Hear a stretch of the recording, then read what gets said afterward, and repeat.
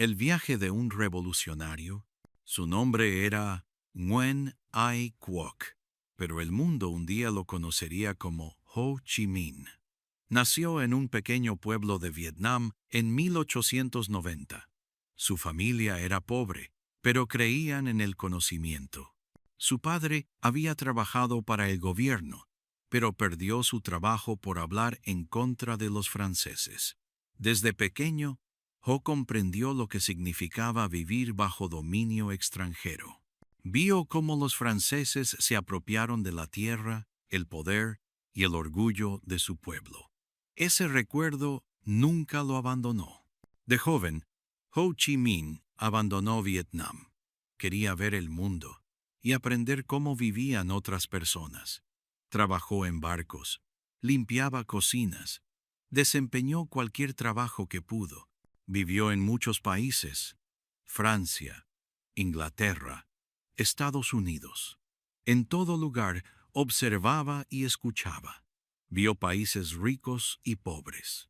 Vio libertad e injusticia. También vio que el colonialismo perjudicaba a mucha gente, no solo en Vietnam. En Francia, se unió a grupos políticos. Leyó libros sobre libertad y revolución. Escribió artículos y cartas, usando su voz para defender a quienes no podían hacerlo. Pidió a los líderes mundiales que ayudaran a Vietnam a lograr su independencia. Nadie respondió, pero él no se detuvo. Creía que el mundo tenía que escuchar la historia de Vietnam, aunque no la escucharan de inmediato. Empezó a usar el nombre Nguyen Ai Quoc, que significa Nguyen el Patriota. Aprendió sobre el socialismo y el comunismo. Estas ideas le resultaron lógicas. Creía que si la tierra se compartía y la gente trabajaba junta, nadie sería pobre. No quería el poder para sí mismo. Quería la libertad para su país. Creía que toda persona tenía derecho a vivir con dignidad. Más tarde, viajó a la Unión Soviética. Allí, estudió más sobre el funcionamiento de las revoluciones. Vio cómo la gente había derrocado a reyes y gobernantes. Vio cómo los trabajadores se alzaban y exigían cambios. Estas lecciones moldearon su pensamiento. Empezó a vislumbrar un camino a seguir para Vietnam, no con conversaciones lentas, sino con acciones audaces. Pasaron los años. En secreto, ayudó a formar un grupo de combatientes en Vietnam. Se les conocería como el Viet Minh. Muchos de ellos eran agricultores y estudiantes. No tenían armas sofisticadas, pero tenían esperanza, coraje y un objetivo claro: liberar a su país. Ho Chi Minh se convirtió en su líder. Al principio, permaneció en la sombra, planeando, escribiendo, enseñando, pero sus palabras calaron hondo en los corazones de su pueblo. Durante la Segunda Guerra Mundial, cuando Japón tomó el control de Vietnam, Ho Chi Minh vio una oportunidad. Los franceses eran débiles. Los japoneses estaban ocupados con la guerra. Le dijo a su pueblo que había llegado el momento de alzarse. El Viet Minh contraatacó, usando la selva como escudo. Usaron armas sencillas, pero conocían el terreno mejor que cualquier ejército, y creían en su causa. En 1945, tras la rendición de Japón, Ho Chi Minh dio un paso al frente. Declaró que Vietnam era libre. En Hanoi, se paró ante miles de personas y leyó las palabras: todos los hombres son creados iguales. Tomó prestadas esas palabras de la Declaración de Independencia de Estados Unidos. Creía que si la libertad era buena para Estados Unidos, también debía serlo para Vietnam. La gente victorió. Por primera vez, sintieron que pertenecían a su propio país.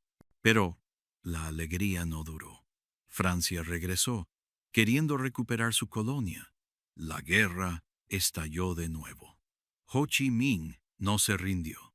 Se trasladó a las montañas, trabajando en cuevas y bosques. Lideró a su pueblo con paciencia y cuidado. Pidió ayuda a otros países. Algunos ayudaron, otros no, pero aún así siguió adelante. Ho Chi Minh no era un hombre rico.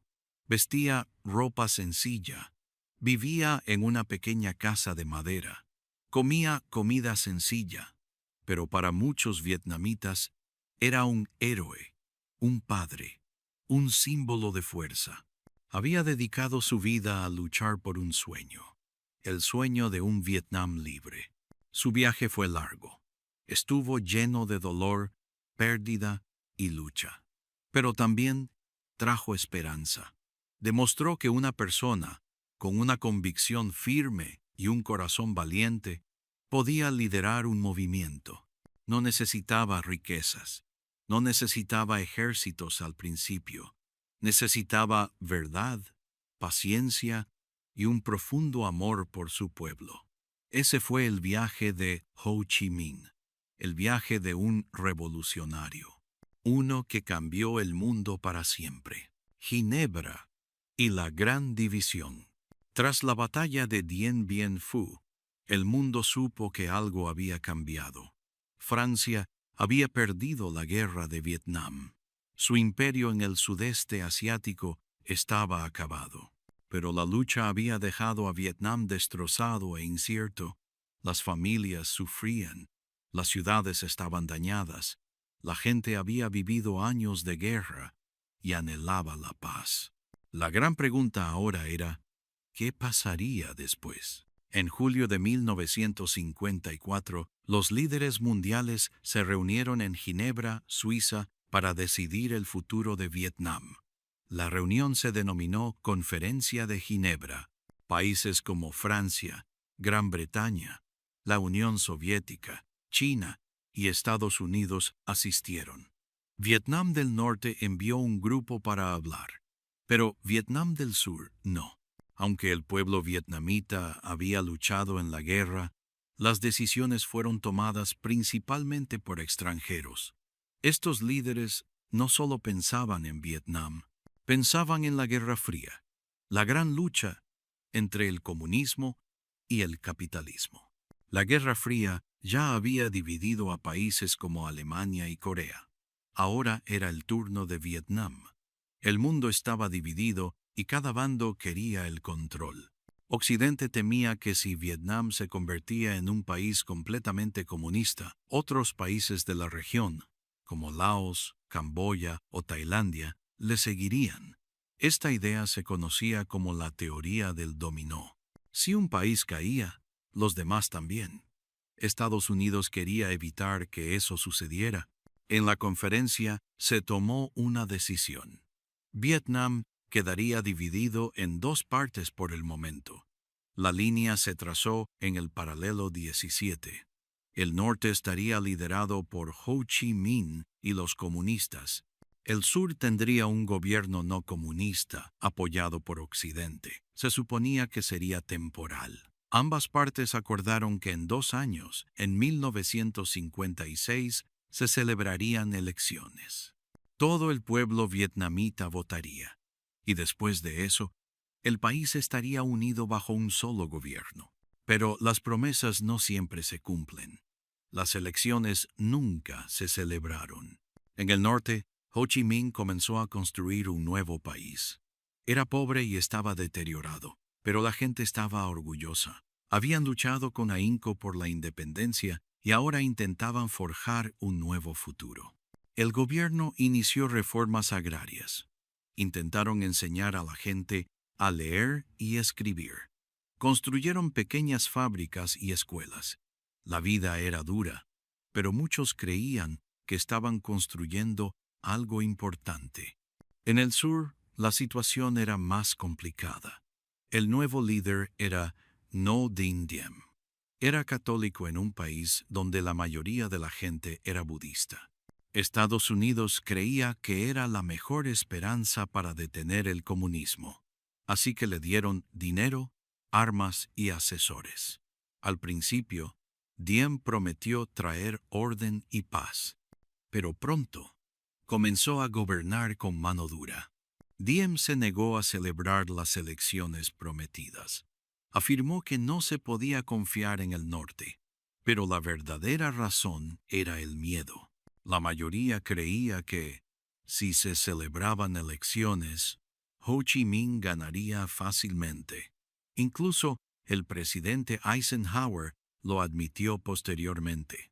Así que, en lugar de votar, Diem se autoproclamó presidente en 1955, aplastó a sus enemigos, encarceló a sus críticos y llenó su gobierno de amigos y familiares.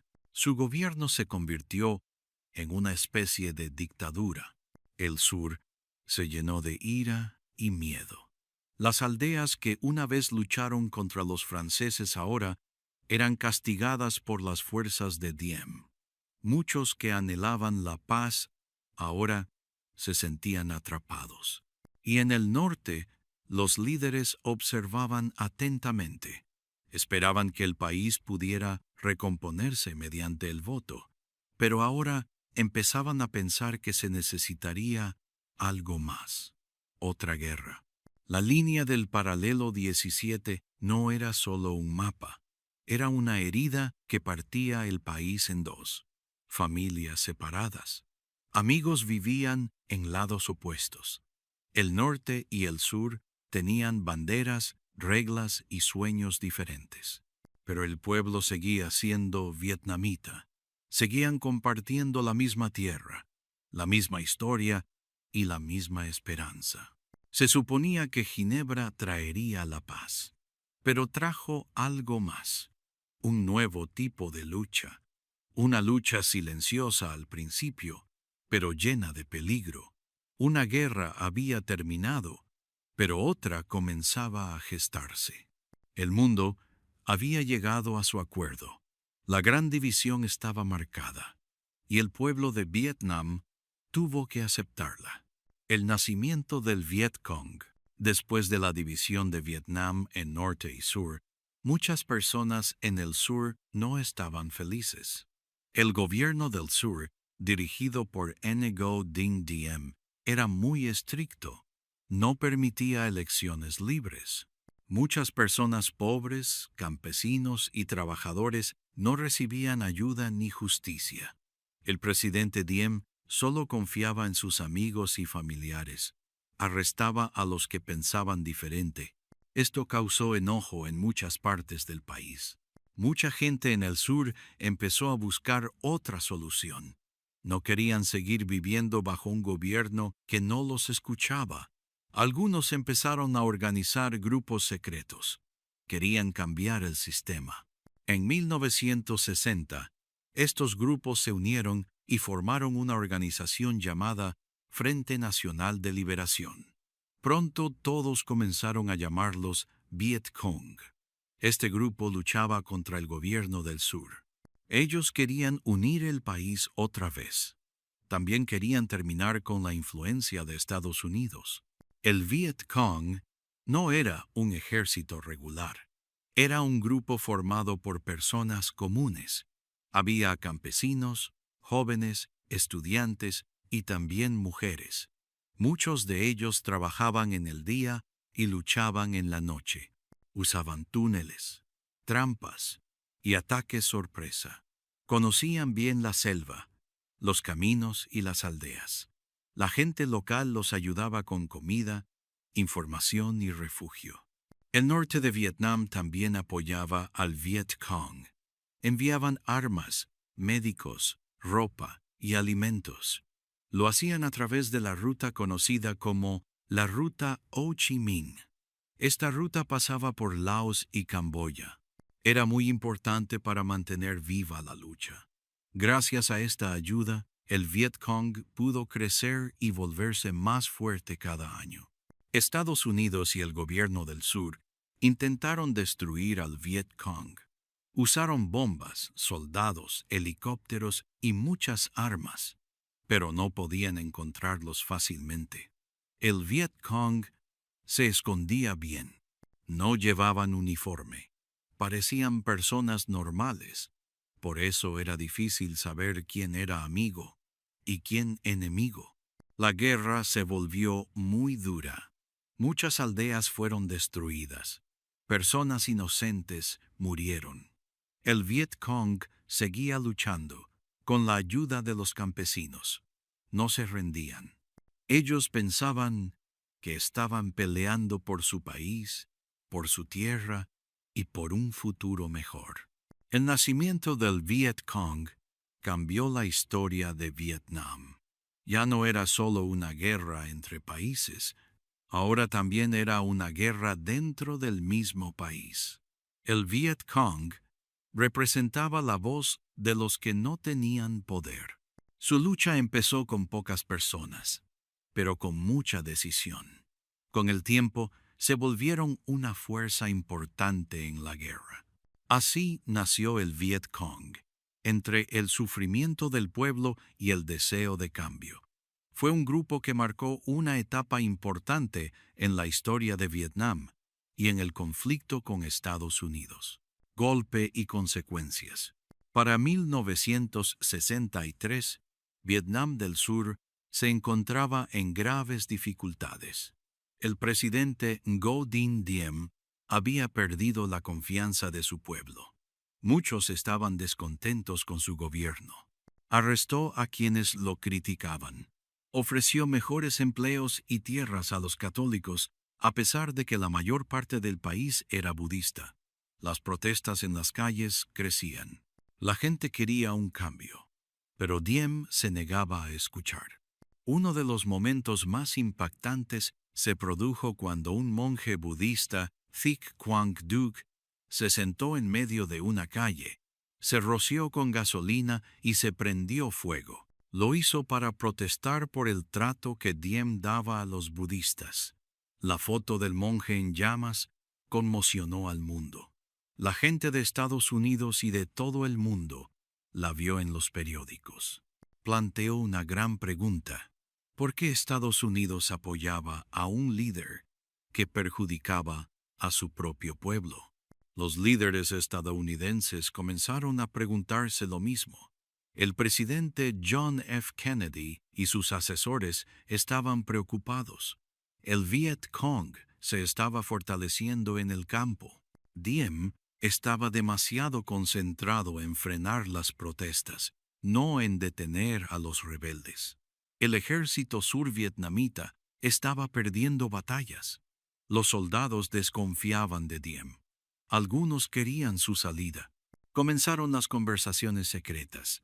Algunos funcionarios estadounidenses comenzaron a hablar con generales survietnamitas. Estos generales planeaban un golpe de Estado para derrocar a Diem. Estados Unidos no dijo abiertamente que sí, pero tampoco dijo que no.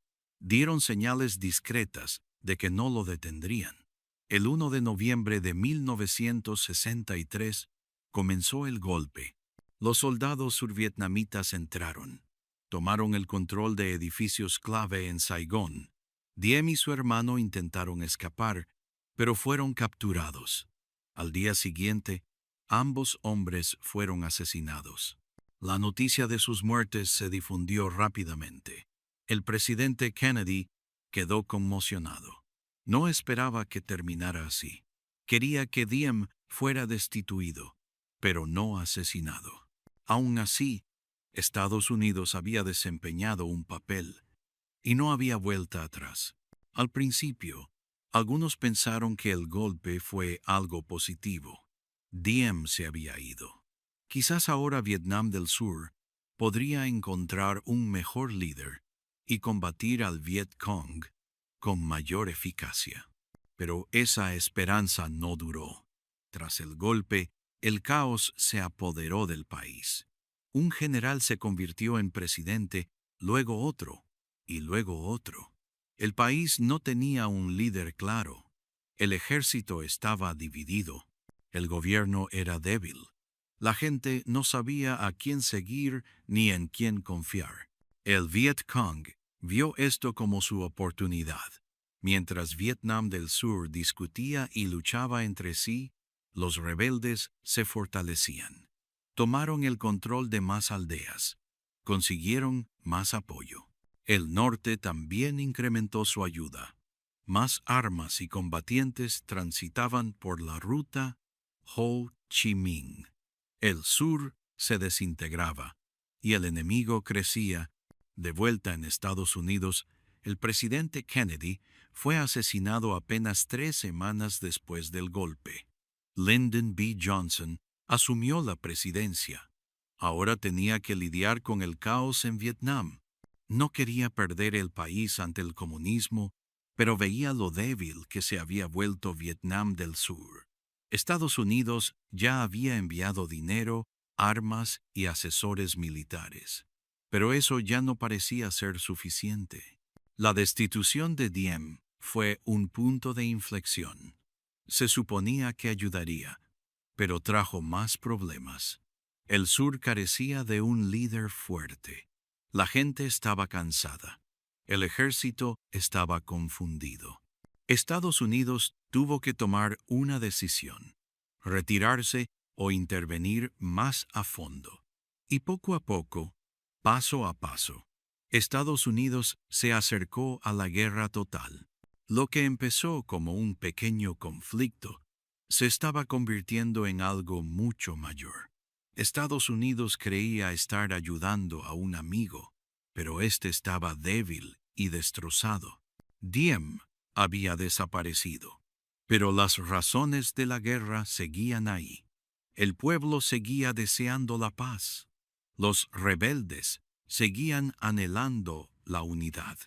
Y Estados Unidos seguía temiendo la expansión del comunismo. El golpe que puso fin al gobierno de Diem lo cambió todo. No trajo paz ni fuerza. Trajo más combates, más confusión y más dolor. Vietnam del Sur había perdido a su líder, pero no había encontrado su camino. Y para Estados Unidos, el camino por delante solo se volvería más difícil. La verdadera Tonkin, verdad y detonante, todavía estaba esperando, y pronto comenzaría. En el atolladero, en 1965, el Estados Unidos se había involucrado profundamente en la guerra de Vietnam. Al principio, solo envió asesores y suministros. Luego, comenzaron a bombardear el norte.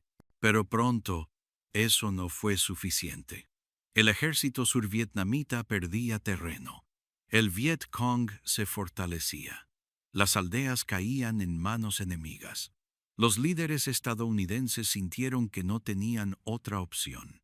Tuvieron que enviar tropas estadounidenses a combatir en el terreno. Y así, Estados Unidos se adentró de lleno en lo que se convertiría en una guerra larga y dolorosa. El presidente Lyndon B. Johnson tomó la decisión. Creía que si Vietnam del Sur caía en manos del comunismo, otros países asiáticos también podrían caer. Pensaba que Estados Unidos debía detenerlo antes de que se extendiera. En marzo de 1965, las primeras tropas de combate estadounidenses desembarcaron en Da Nang. No eran asesores, eran soldados listos para luchar. Rápidamente llegaron más tropas. A finales de año, había más de 180 soldados estadounidenses en Vietnam. Un año después, había más de 300. El ejército estadounidense contaba con armas potentes, tanques, helicópteros y aviones. Pero esta no era una guerra normal. No se libraba entre dos grandes ejércitos en campo abierto. El enemigo a menudo estaba oculto. El Viet Cong se movía a través de selvas, túneles y pequeñas aldeas. Atacaban con rapidez y luego desaparecían. Usaban trampas y ataques sorpresa. Conocían el terreno y contaban con el apoyo de muchos lugareños. Era difícil saber quién era el enemigo.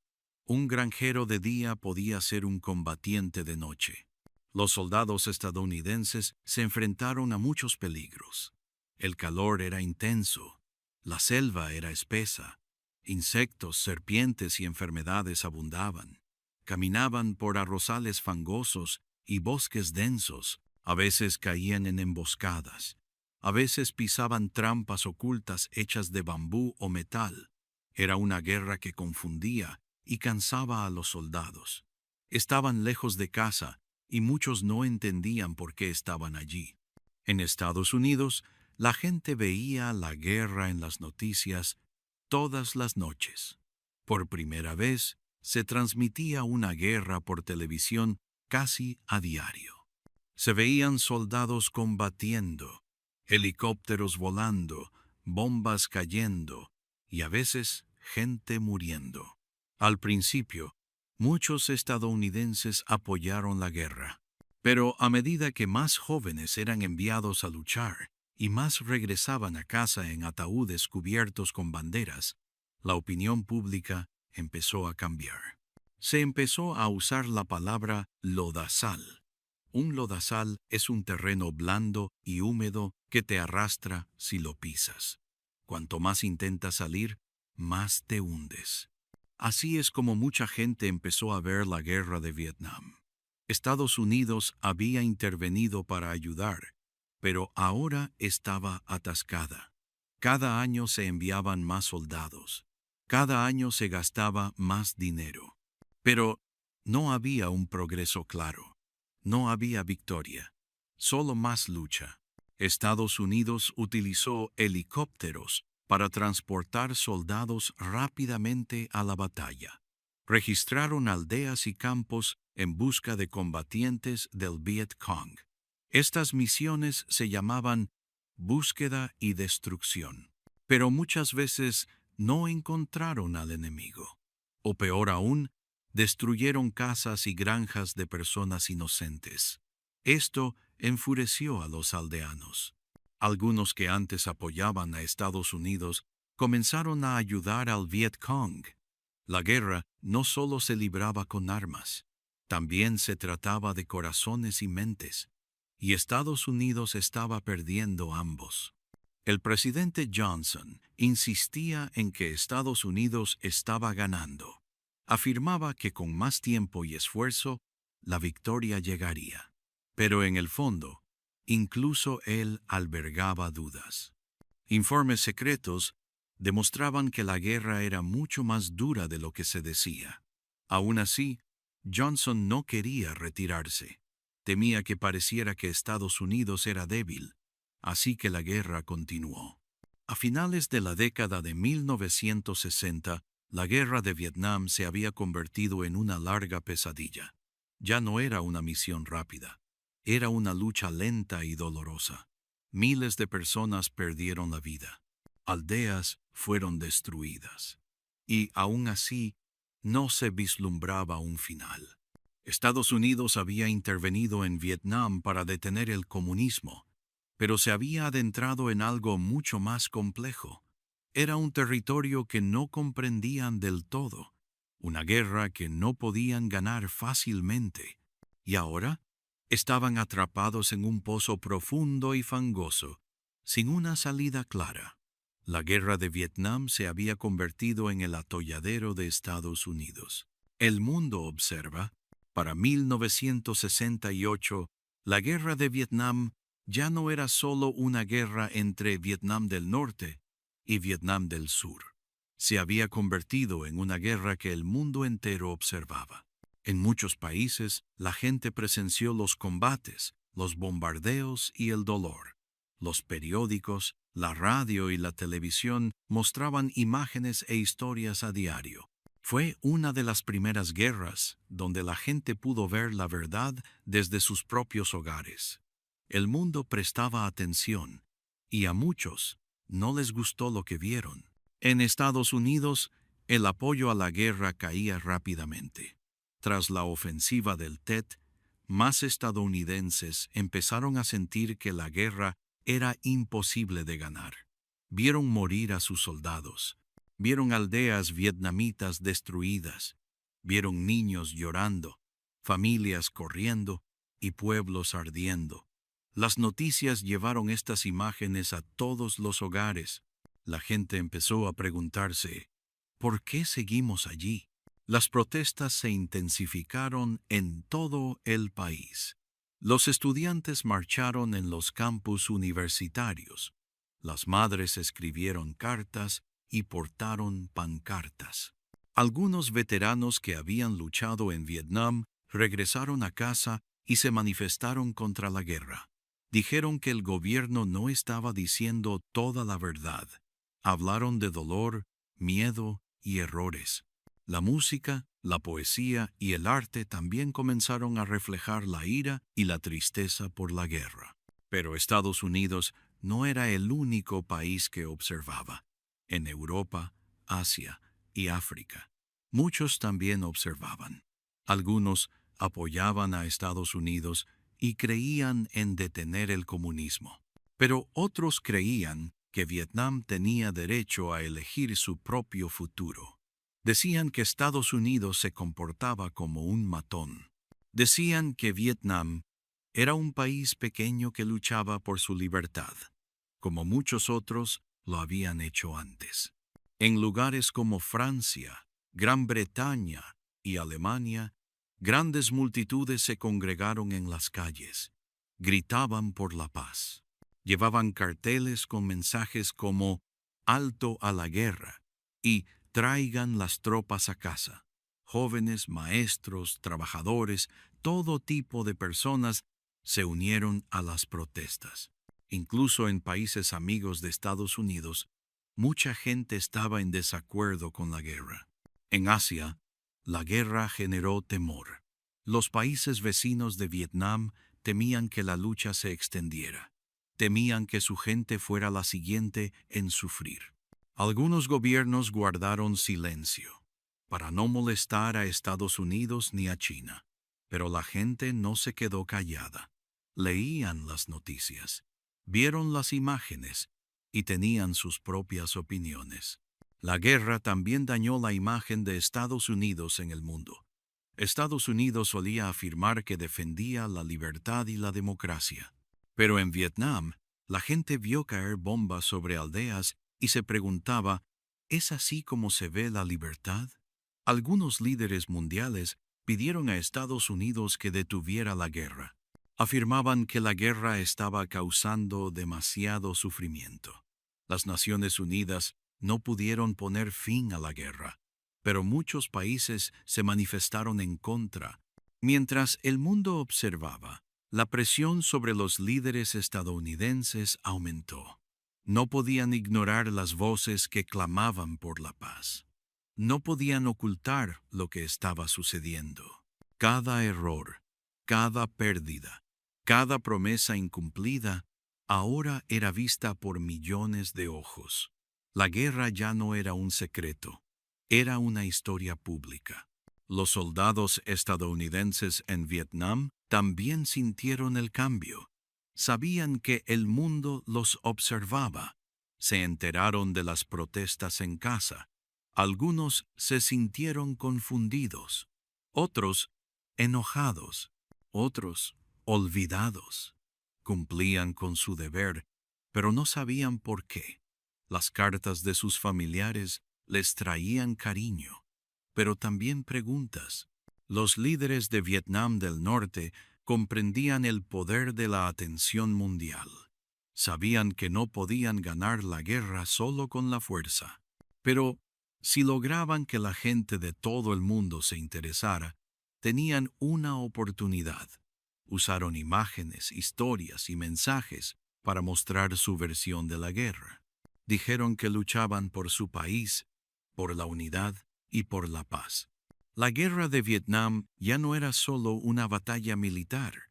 Se había convertido en una batalla de imágenes, ideas y creencias. Las cámaras eran tan poderosas como las armas. Las palabras eran tan fuertes como las bombas. Y el mundo ya no era solo un testigo, era parte de la historia. Cuanto más observaba el mundo, más pedía la paz. Pero la paz aún estaba lejos. La guerra continuaba. La lucha no cesaba. Pero ahora, cada paso, cada lágrima y cada voz se veían y se oían en todo el planeta. El mundo observaba y jamás olvidaría lo que vio. la vietnamización y la herida de salida. A finales de la década de 1960, la guerra de Vietnam ya había durado muchos años. Miles de soldados estadounidenses habían muerto. Millones de vietnamitas habían perdido sus hogares, sus tierras y sus familias. Los estadounidenses estaban cansados de la guerra. Querían que terminara. Querían que sus seres queridos regresaran a casa. Las calles estaban llenas de protestas. Las noticias mostraban imágenes de dolor y pérdida cada noche. El gobierno tenía que encontrar una salida. En 1969, un nuevo presidente estadounidense asumió el cargo. Se llamaba Richard Nixon. Prometió traer la paz con honor. Eso significaba poner fin a la guerra, pero no de una forma que pareciera una derrota para Estados Unidos. No quería retirarse de golpe. Quería entregar gradualmente el control de la lucha a los survietnamitas. Este plan se llamó vietnamización. La vietnamización significó que el ejército survietnamita asumiría mayor control de los combates. Estados Unidos los entrenaría, les daría armas y los ayudaría a fortalecerse. Al mismo tiempo, los soldados estadounidenses regresarían poco a poco a casa. Nixon le dijo al pueblo que morirían menos soldados estadounidenses. Aseguró que el sur podría defenderse. Al principio, el plan parecía funcionar. El número de tropas estadounidenses empezó a disminuir. Las familias recibieron a sus hijos en casa. La gente albergaba la esperanza de que la guerra realmente terminara. Pero entre bastidores, la lucha continuaba.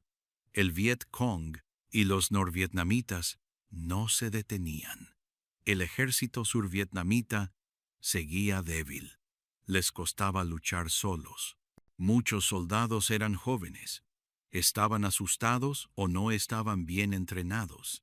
Algunos no querían luchar en absoluto. Mientras retiraba las tropas, Nixon también intensificó los bombardeos en otros lugares. Envió bombas a Camboya y Laos, intentando destruir campamentos enemigos y la ruta Ho Chi Minh. Al principio, estos bombardeos se mantuvieron en secreto, pero cuando la gente se enteró, se quedó atónita. Se preguntaban por qué la guerra se estaba extendiendo a otros países. Estallaron más protestas.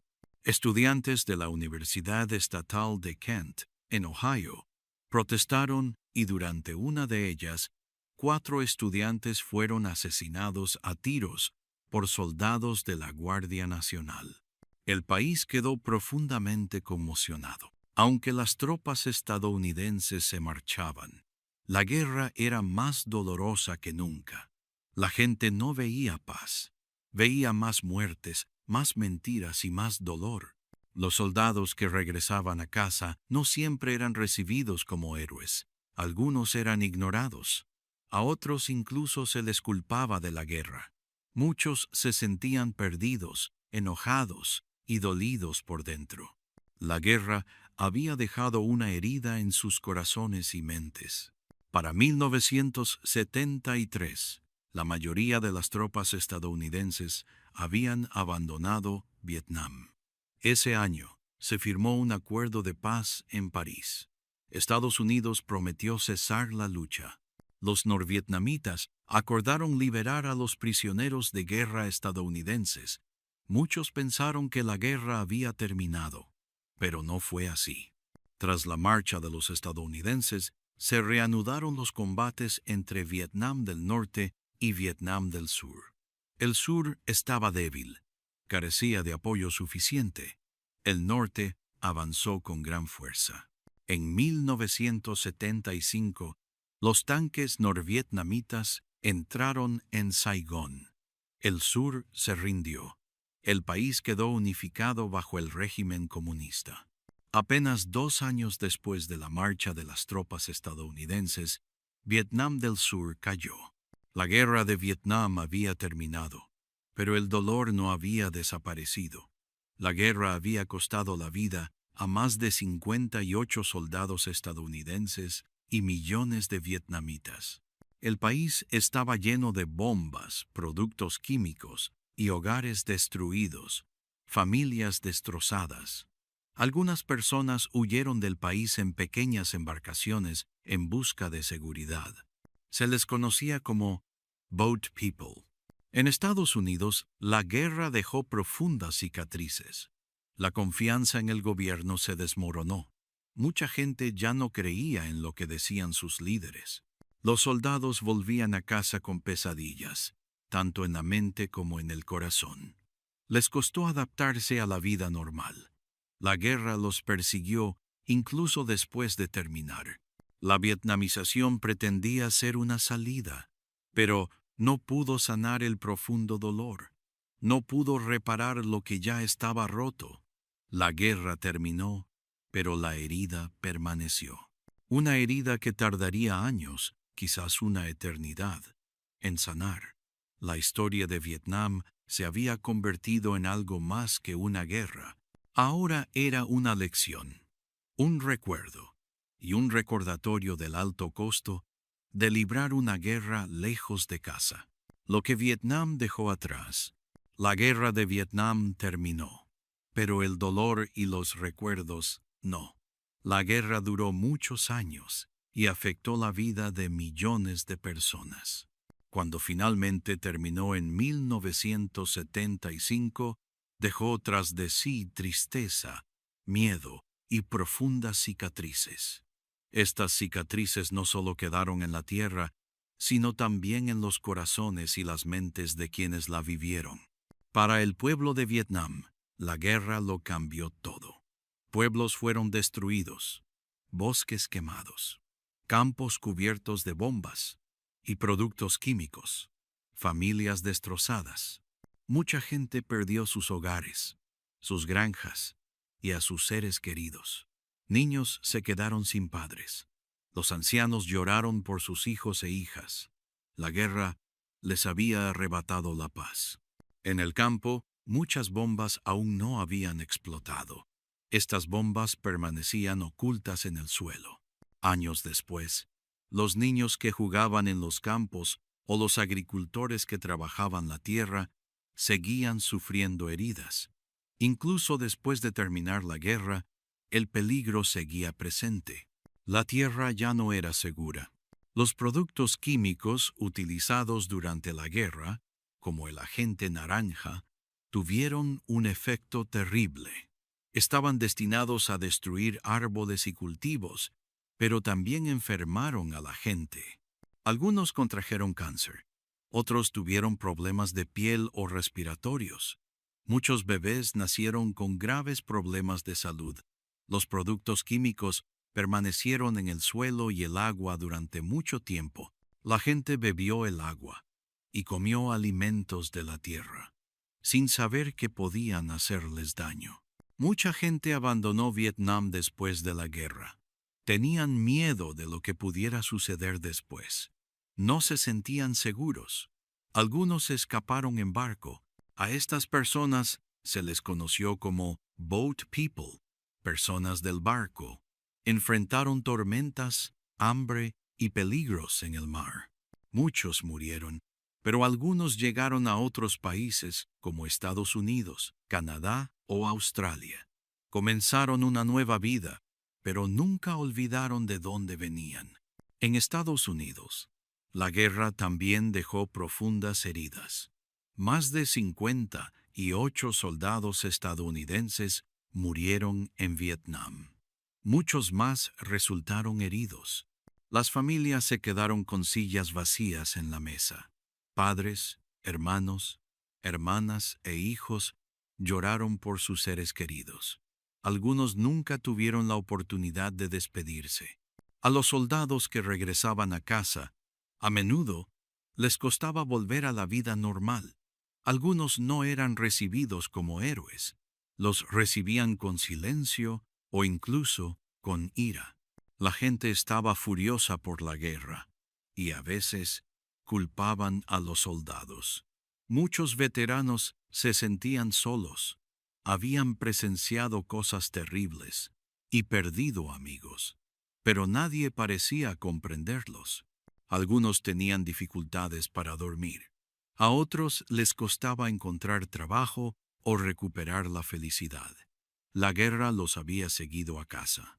La guerra también cambió la percepción que los estadounidenses tenían de sus líderes. Muchos dejaron de confiar en el gobierno. Sentían que les habían mentido. Les decían que la guerra iba bien cuando no era así. Les decían que había una razón para luchar, pero esa razón se volvió confusa. Esta pérdida de confianza cambió el país. La gente empezó a hacerse más preguntas. Querían honestidad. Querían paz. Vietnam también dejó lecciones. Demostró que tener el ejército más poderoso no siempre significa ganar. Demostró que la guerra no se trata solo de armas y batallas. También se trata de personas, ideas y corazones. Estados Unidos aprendió que no es fácil luchar en un lugar que no se comprende del todo. Y a veces, incluso las buenas intenciones pueden causar dolor. Hoy, Vietnam es un país pacífico. Sus habitantes se están reconstruyendo. La tierra está creciendo de nuevo. Los jóvenes van a la escuela. Los agricultores siembran arroz. Los turistas visitan ciudades y playas. Pero el pasado sigue ahí, en las historias de los abuelos y en las fotos de los viejos muros. En Estados Unidos hay monumentos conmemorativos con los nombres de quienes nunca regresaron a casa.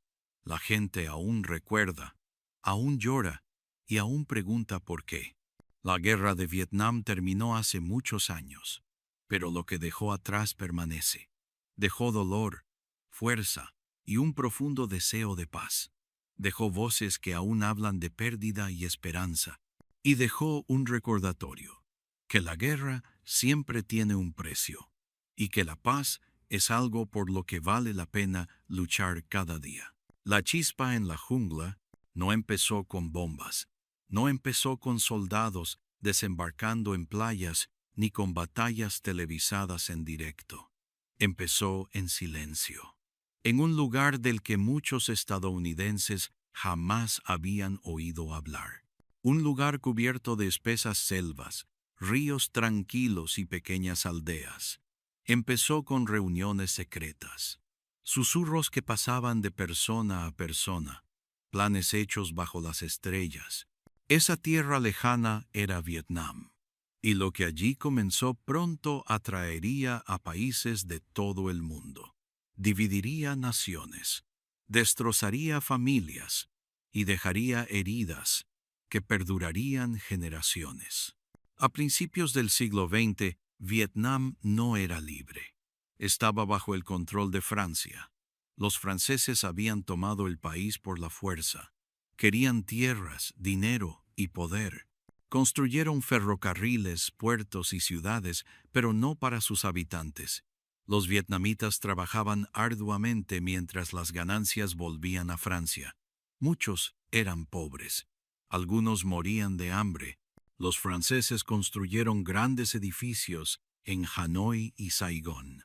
Pero la gente vivía en casas pequeñas, con poca comida y sin ayuda. Había escuelas, pero principalmente para los franceses o para algunos vietnamitas que los ayudaban. La vida era injusta, pero algo crecía, algo poderoso, la idea de libertad. La idea de que Vietnam podía ser su propio país, que no necesitaba ser gobernado por extranjeros. Esta idea vivía en los corazones de trabajadores, agricultores y estudiantes.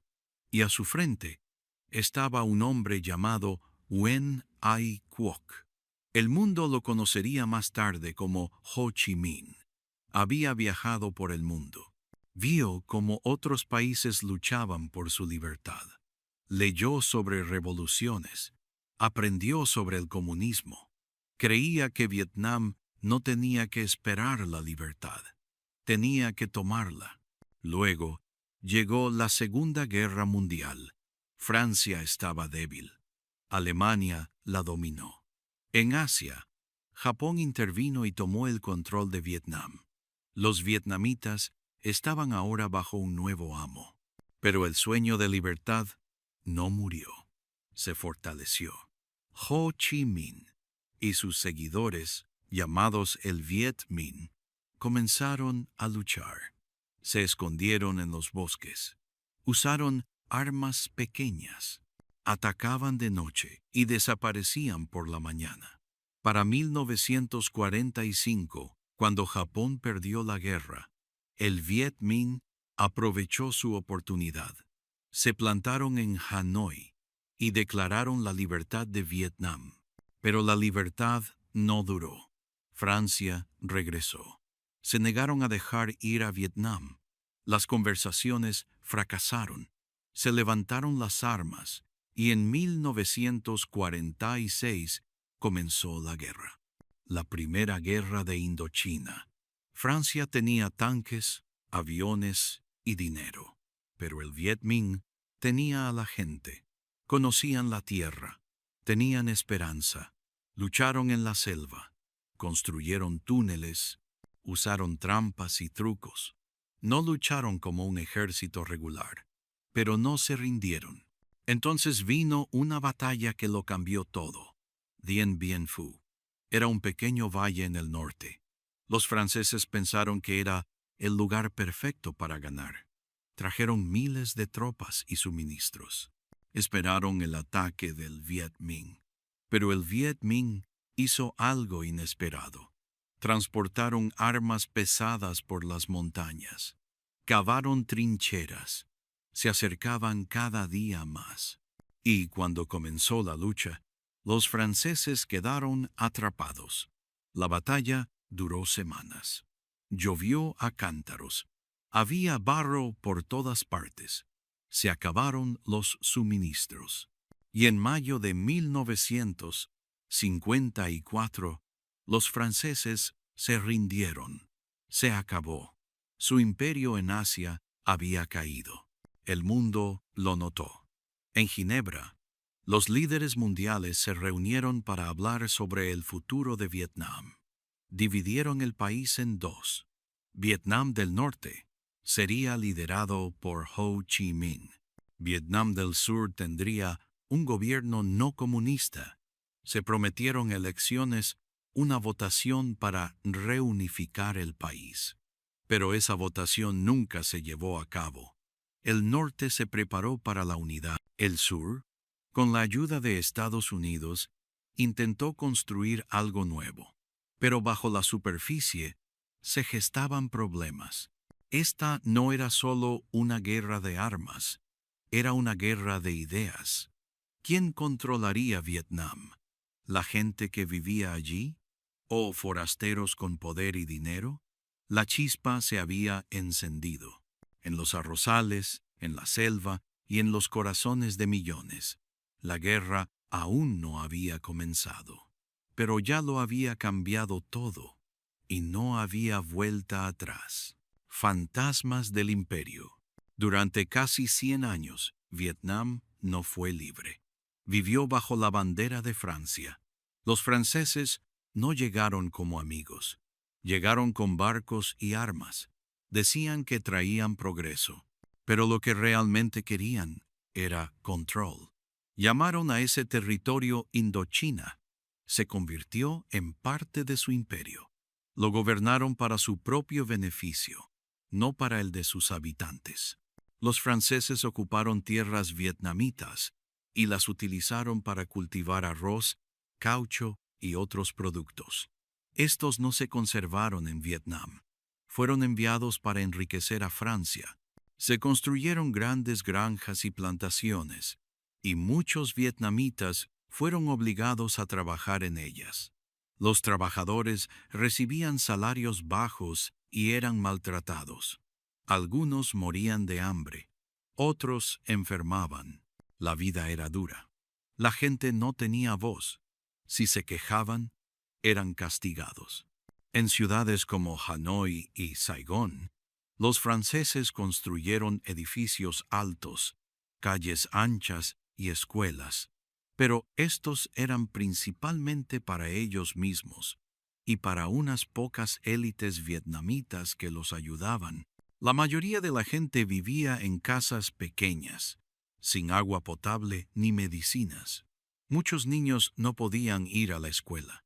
Les robaron el futuro antes de empezar. Los franceses trajeron su cultura, su idioma y sus normas. Intentaron cambiar la forma de vida de la gente. Hicieron que los vietnamitas se sintieran como extraños en su propio país. Pero incluso bajo este férreo régimen, el pueblo no olvidó quién era. Resistió con pequeños gestos, compartieron historias de su pasado, transmitieron el sueño de libertad. Y con el tiempo, ese sueño se fortaleció. En los arrozales, en las colinas y en los concurridos callejones de la ciudad comenzaron a surgir rumores de rebelión. Al principio silenciosos, pero constantes, como un redoble de tambor incesante. Una de las personas que escuchó ese redoble de tambor fue un joven llamado Nguyen Ai Quoc. Más tarde, el mundo lo conocería como Ho Chi Minh. Creía que Vietnam debía ser libre. No esperó a que otros lo ayudaran. Viajó por el mundo para aprender. Vivió en Francia, en la Unión Soviética e incluso en Estados Unidos. Leyó libros sobre revoluciones. Estudió cómo la gente se alzaba contra los imperios. Y creía que Vietnam podía hacer lo mismo.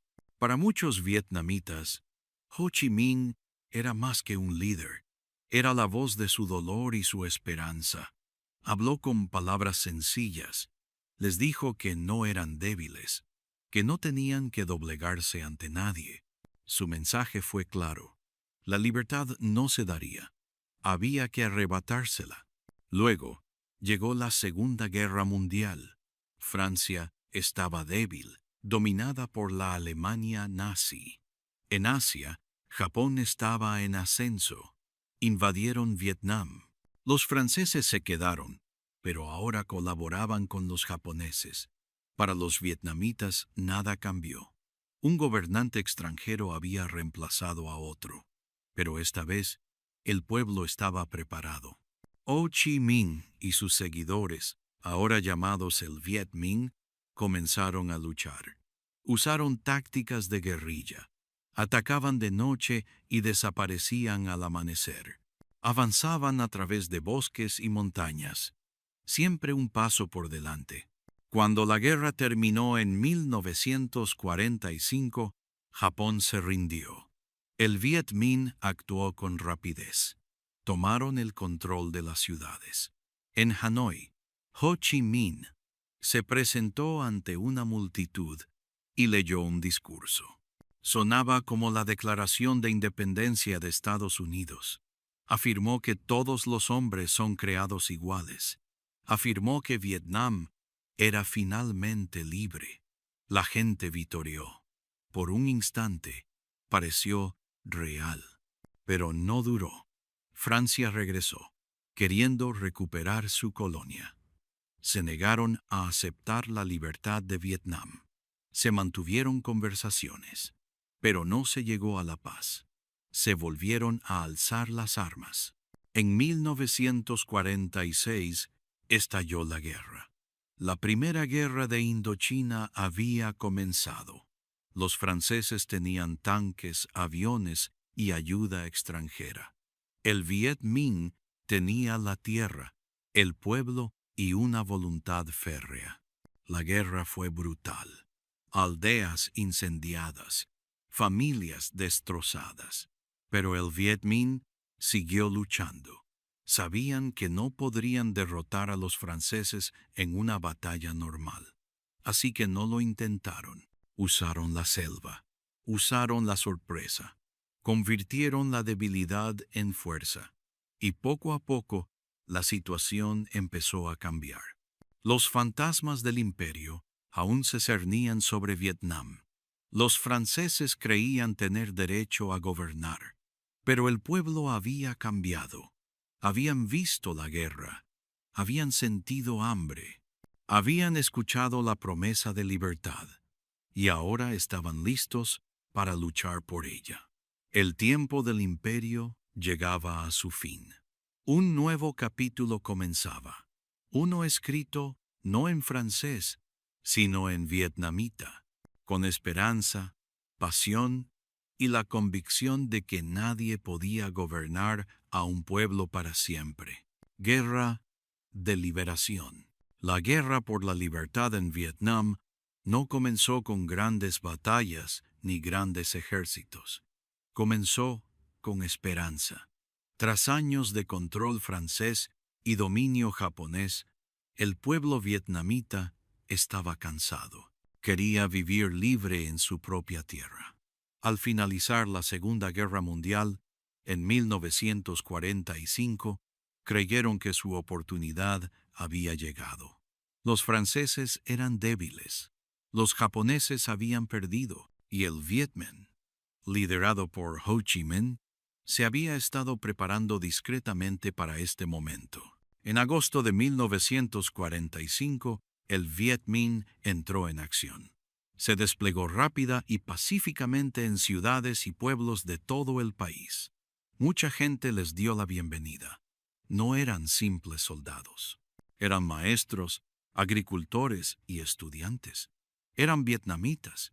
El 2 de septiembre de 1945, Ho Chi Minh se presentó en Hanoi y declaró que Vietnam era ahora un país independiente. La multitud lo escuchó mientras leía las palabras de la Declaración de Independencia de Estados Unidos. Todos los hombres son creados iguales, dijo. La gente vitoreó, por primera vez en muchos años. Se sintieron orgullosos. Pero la alegría duró poco. Francia no quería perder su colonia. Enviaron barcos, soldados y armas. Querían recuperar el control. Se negaron a reconocer al nuevo gobierno de Vietnam. Las conversaciones entre ambos bandos fracasaron. Pronto comenzaron los combates. Fue el inicio de la Primera Guerra de Indochina. El Viet Minh era superado en número y armamento, pero contaba con el apoyo del pueblo. Conocía el territorio, creía en su causa y estaba listo para luchar. Los franceses contaban con armas potentes y aviones modernos. Bombardeaban aldeas, enviaban tanques a las ciudades, pero no comprendían la voluntad del pueblo. El Viet Minh no luchaba como un ejército regular. Usaban la selva, viajaban de noche, se escondían en las montañas, atacaban con rapidez y desaparecían. Era una guerra diferente, una para la que los franceses no estaban preparados. Muchos vietnamitas se unieron a la lucha. Algunos habían perdido a sus familias por el hambre y la guerra. Otros anhelaban un futuro mejor. No lucharon por el poder, lucharon por la tierra que los vio nacer. Las mujeres también ayudaron, cocinaron, transportaron provisiones y, a veces, incluso lucharon. Todos tenían un papel que desempeñar. Todos creían que la libertad valía la pena. El Viet Minh construyó túneles subterráneos, escondió armas en los bosques, usó bicicletas y barcos para transportar suministros, hizo mapas de memoria, aprendió a convertir la debilidad en fuerza. No necesitaba mucho, solo suficiente comida, suficientes armas y el sueño de ser libres. Incluso cuando perdían una batalla, no se detenían, seguían adelante. A medida que la guerra avanzaba, el mundo empezó a observar. Algunos países apoyaron a Francia, otros empezaron a apoyar al Viet Minh. La Guerra Fría comenzaba. Ya no se trataba solo de Vietnam, se trataba de Oriente y Occidente, comunismo y capitalismo. La lucha por la libertad de Vietnam se había convertido en parte de algo más grande. En 1954, La guerra llegó a su punto crítico. Los franceses construyeron una base en un valle llamado Dien Bien Phu. Pensaron que sería fácil de defender. Creían que el Viet Minh jamás podría llevar armas pesadas a las montañas, pero se equivocaban. El Viet Minh llevaba armas a mano. Las subían por las colinas con cuerdas, cavaron trincheras y esperaron. Entonces comenzó la batalla. Caían proyectiles del cielo. El valle estaba cubierto de lodo y lluvia. Los franceses estaban atrapados. Los aviones no podían aterrizar. Se agotaron los suministros. Tras casi 2 meses de combates, los franceses se rindieron. Fue una gran victoria para el Viet Minh y marcó el fin del imperio francés en Vietnam. Poco después, los líderes mundiales se reunieron en Ginebra para decidir qué sucedería a continuación. Dividieron Vietnam en dos. El norte estaría liderado por Ho Chi Minh y los comunistas. El sur tendría un nuevo gobierno, apoyado por Occidente. Prometieron elecciones para unificar el país de nuevo, pero esas elecciones nunca se celebraron, y en lugar de paz, una nueva guerra aguardaba. La guerra de liberación había puesto fin al dominio colonial, pero también había abierto la puerta a más conflictos. Los vietnamitas habían luchado con ahínco, habían recuperado su territorio de una potencia extranjera, pero ahora llegaban nuevas potencias. El pueblo aún anhelaba la paz, pero la lucha no había terminado. Simplemente estaba cambiando de forma, y el fuego que se había iniciado en la selva no se extinguía, sino que se extendía. Dien Bien Phu, Cataratas del Imperio. En las montañas del norte de Vietnam hay un valle llamado Dien Bien Phu. Ahora es tranquilo, con verdes colinas y campos abiertos. Pero en 1954 fue el centro de una gran batalla. Fue el lugar donde un imperio llegó a su fin. Los franceses creyeron que allí podrían ganar la guerra. Se equivocaron. Dien Bien Phu se convirtió en el lugar donde los vietnamitas demostraron al mundo que ya no serían gobernados. El ejército francés llevaba años luchando contra el Viet Minh. Estaban cansados de la guerra. Querían asestar un golpe contundente que aplastara al Viet Minh de una vez por todas. Así que eligieron Dien Bien Phu. Pensaron que era el lugar perfecto. Estaba lejos de las ciudades. Era difícil de alcanzar, pero creían que podían controlarlo. Desplegaron miles de soldados y construyeron una gran base. Tenían tanques, aviones y armamento pesado. Se sentían seguros. Creían que el Viet Minh caería en su trampa.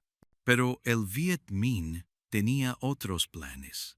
Liderados por el general Vo Nguyen Giap, comenzaron a rodear el valle.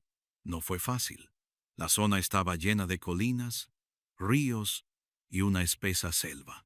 Pero avanzaron lentamente paso a paso.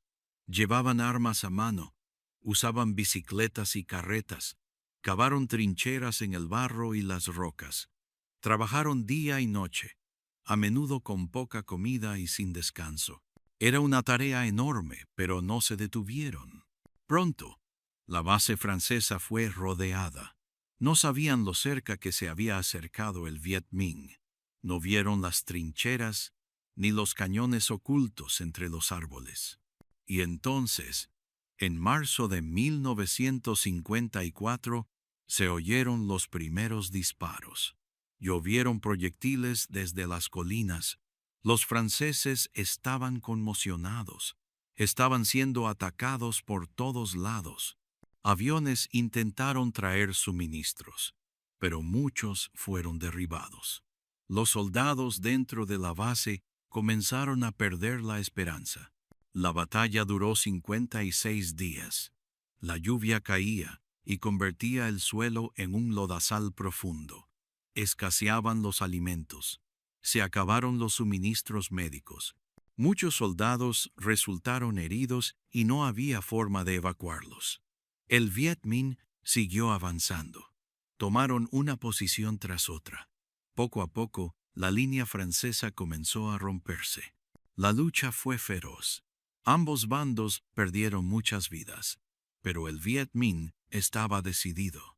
Habían esperado este momento durante mucho tiempo. Creían que luchaban por su futuro, por su tierra y por su libertad.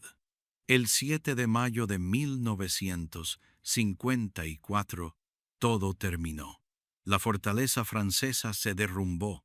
Miles de soldados franceses se rindieron. La batalla estaba ganada. El mundo observaba. La noticia se difundió rápidamente. Un ejército asiático había derrotado a un imperio europeo. Esto no fue solo una derrota militar para Francia. Era el fin de su dominio en Vietnam. Habían luchado con ahínco para conservar su colonia, pero el pueblo se había pronunciado en su lucha. Ya no serían gobernados. Tras la batalla, líderes de muchos países se reunieron en Ginebra para debatir sobre el futuro. Tomaron una decisión que lo cambió todo. Vietnam quedaría dividido en dos partes. El norte estaría liderado por Ho Chi Minh y los comunistas. El sur tendría un nuevo gobierno, apoyado por Occidente. Prometieron celebrar elecciones en 2 años para que el pueblo pudiera elegir un solo gobierno, pero rompieron esa promesa. Las elecciones nunca se celebraron. Dien Bien Phu fue más que una batalla, fue un mensaje. Demostró que incluso un país pobre, unido y valiente podía enfrentarse a un imperio poderoso. Dio esperanza a otras naciones bajo dominio colonial. Demostró que la libertad se podía conquistar, incluso con las probabilidades en contra. Para el pueblo vietnamita, fue un momento de orgullo. Para Francia, fue el final de una larga y dolorosa guerra. Y para el mundo, fue una señal del surgimiento de nuevas potencias. Las viejas costumbres caían. Un nuevo capítulo había comenzado, pero la paz no llegó. La guerra entre Vietnam y Francia había terminado, pero otra guerra aguardaba, una que traería aún más dolor y arrastraría a más países. La caída de un imperio había abierto la puerta a algo aún mayor. Y todo comenzó en ese valle rodeado de colinas. Un lugar llamado Dien Bien Phu. El hombre que sería presidente. Tras la división de Vietnam en el paralelo 17, el norte tenía un líder fuerte, Ho Chi Minh. En el sur, la situación no era tan clara. Los franceses se marchaban, y Estados Unidos buscaba a alguien que liderara el nuevo Vietnam del Sur. Querían a un hombre que se opusiera al comunismo, alguien que ayudara a detener su expansión. Ese hombre era Ngo Dinh Diem. Al principio, Ngo Dinh Diem no era muy conocido por la mayoría de los vietnamitas. Había vivido fuera del país durante muchos años. Era católico en un país mayoritariamente budista, pero era inteligente, hablaba bien y parecía honesto. Estados Unidos creía que podría ser lo suficientemente fuerte como para detener a los comunistas en el norte. Así que le brindaron su apoyo, dinero, armas y consejos.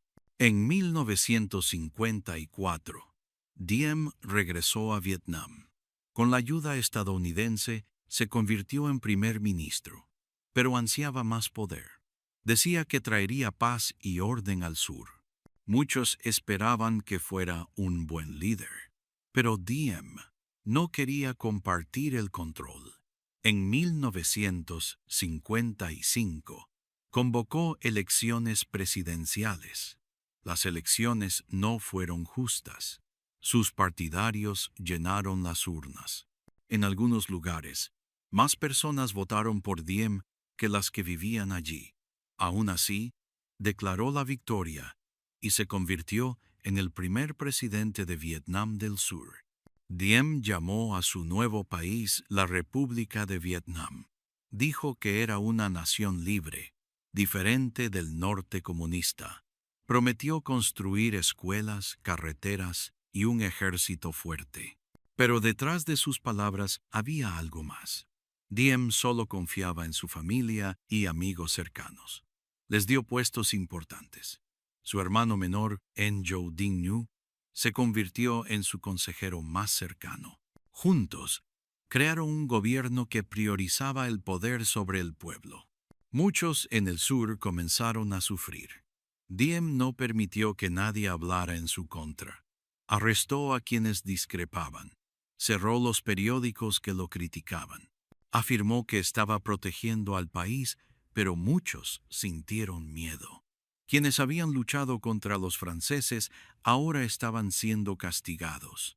Los aldeanos que habían apoyado la independencia fueron llamados traidores. Diem también trató injustamente a los budistas. Aunque la mayoría de la gente en Vietnam era budista, Diem dio un trato especial a los católicos. Los católicos consiguieron mejores trabajos, mejores viviendas y mayor protección. Esto enfureció a mucha gente. Se sentían ignorados en su propio país. Las protestas comenzaron a crecer. Y Diem respondió con fuerza. Aún así, Estados Unidos seguía apoyándolo. Creían que era la mejor esperanza para evitar que Vietnam del Sur cayera en el comunismo. Asesores estadounidenses llegaron para entrenar a su ejército. Se envió más dinero. Llegaron más armas. Pero los verdaderos problemas no se resolvían. La gente estaba perdiendo la confianza en su líder. Y en el campo, algo peligroso se avecinaba. Comenzaron a formarse pequeños grupos de rebeldes. Algunos eran excombatientes del Viet Minh que se habían quedado en el sur tras la marcha francesa. Otros eran agricultores y estudiantes cansados del régimen de Diem. Estos grupos querían un cambio. Comenzaron a atacar a funcionarios del gobierno, a colocar bombas y a organizar protestas. No llevaban uniforme, no tenían tanques, pero tenían algo poderoso, una razón para luchar. Estos rebeldes serían conocidos posteriormente como el Viet Cong. Contaron con el apoyo del norte, que también quería reunificar el país. Pero no eran solo instrumentos de Hanoi. Muchos de ellos eran survietnamitas que habían perdido la esperanza en sus propios líderes. Diem intentó frenar la creciente rebelión empleando más fuerza. Creó campamentos especiales para alejar a la gente de las zonas rebeldes. Envió soldados a registrar las aldeas. Encarceló a cualquiera sospechoso de colaborar con el Viet Cong. Pero en lugar de detener a los rebeldes, provocó la ira de más gente. A principios de la década de 1960, Vietnam del Sur estaba sumido en el miedo y la inquietud. Diem aún era presidente, pero su poder era débil fuera de las ciudades. El campo se le escapaba de las manos. Estados Unidos empezó a preocuparse. Habían elegido a este hombre para liderar, pero ahora no estaban seguros de si podría mantener la cohesión del país. Ngo Dinh Diem quería ser un presidente fuerte. Quería liderar un Vietnam libre. Pero su gobierno se convirtió en uno de control, no de preocupación. En lugar de unir al pueblo, lo separó. Y al hacerlo, encendió la chispa de un incendio mucho mayor. Uno que pronto traería una guerra no solo entre el norte y el sur, sino una guerra que arrastraría al mundo entero. Senderos a través de la jungla. La guerra en Vietnam fue diferente a otras guerras. No había una línea de batalla clara. El enemigo podía estar en cualquier parte. Muchos soldados del Viet Cong se escondían en la selva. Vivían en pequeños campamentos y se movían por caminos secretos. Estos caminos eran muy importantes. Gracias a ellos, el norte de Vietnam podía enviar ayuda al sur. Esa red de caminos era conocida como la Ruta Ho Chi Minh. La Ruta Ho Chi Minh no era solo una carretera, eran muchos senderos, caminos pequeños y túneles. Iban desde el norte, pasaban por Laos y Camboya, y llegaban al sur. Por esos caminos se llevaban armas, comida, ropa, medicina y personas. Algunos caminos eran tan pequeños que solo una persona podía pasar. Otros eran lo bastante anchos para bicicletas o mulas. Algunos caminos se usaban solo de noche. Mover cosas por esos senderos era muy difícil. La selva era caliente, húmeda y peligrosa. Había serpientes, mosquitos, lodo y lluvias muy fuertes. A veces, las personas caminaban días sin parar. Llevaban cosas muy pesadas en la espalda. Algunos usaban bicicletas cargadas con sacos de arroz o cajas de balas. Empujaban las bicicletas por caminos llenos de piedras y ramas. Muchas veces usaban animales como mulas para llevar cosas. También hacían túneles bajo la tierra para esconderse y guardar cosas importantes. En medio de la selva construían lugares para descansar. También había hospitales pequeños donde cuidaban a los heridos. Muchas personas que trabajaban en la ruta eran jóvenes. Algunas eran mujeres. Todos sabían que su trabajo era muy importante. Estados Unidos sabía de estos senderos. Por eso, lanzaban bombas para destruirlos. Aviones tiraban miles de bombas sobre la selva, pero los caminos nunca desaparecían por completo. Si una parte era destruida, los trabajadores la arreglaban rápido. A veces, en solo una noche construían un nuevo camino. Usaban ramas, hojas y tierra para esconder los senderos. Caminaban en la noche y dormían durante el día para evitar los aviones enemigos. Cada año, la red de senderos crecía. Había más caminos, más túneles y más escondites. La selva los protegía. Era muy difícil para los soldados de Estados Unidos encontrar todos los senderos. La ruta se volvió como un sistema invisible que mantenía viva la guerra. La ruta Ho Chi Minh no era solo un camino, era un símbolo de resistencia y esfuerzo. Fue construida con las manos de muchas personas que creían en su causa. Sin esos senderos, la guerra hubiera sido muy diferente. Por eso, muchas personas en Vietnam recuerdan esos caminos con orgullo. Fueron la fuerza silenciosa que ayudó a continuar la lucha en medio de la selva. La guerra de Kennedy. Cuando John F. Kennedy se convirtió en presidente de Estados Unidos, la situación en Vietnam ya era complicada. El país estaba dividido en dos partes, el norte comunista y el sur apoyado por Estados Unidos. Kennedy creía que era importante detener el comunismo en Asia. Pensaba que si Vietnam caía en manos comunistas, otros países también podrían caer. A esta idea se le llamaba la teoría del dominó.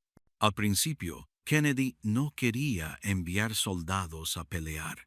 Él pensaba que los vietnamitas del sur podían defender su propio país si recibían ayuda. Por eso, decidió enviar asesores militares. Estos asesores ayudaban al ejército de Vietnam del Sur a entrenarse y prepararse. También enviaron helicópteros, armas, dinero y tecnología. El número de asesores fue creciendo cada año. Kennedy confiaba en el presidente del Sur, Ngo Dinh Diem. Pero Diem no era muy popular entre su gente. Gobernaba con mano dura. Muchas personas pobres y campesinas no estaban contentas. Además, la mayoría del país era budista, y Diem era católico. Él daba trabajos y poder a su familia y amigos. Eso causaba enojo en muchas partes del país. En el sur, el Viet Cong se hacía más fuerte. Era un grupo que luchaba contra el gobierno de Diem. Ellos querían unir todo Vietnam y echar a los extranjeros. Recibían ayuda del norte. Usaban tácticas de guerrilla, escondiéndose en la selva y atacando por sorpresa. El ejército del sur tenía dificultades para vencerlos. Kennedy veía que la situación empeoraba. Aunque no quería una gran guerra, tampoco quería perder Vietnam. Aumentó el número de asesores y el dinero enviado. Pero el problema seguía creciendo. En 1963, muchos protestaban contra Diem. Incluso los monjes budistas hicieron manifestaciones. El gobierno del sur se volvió más débil.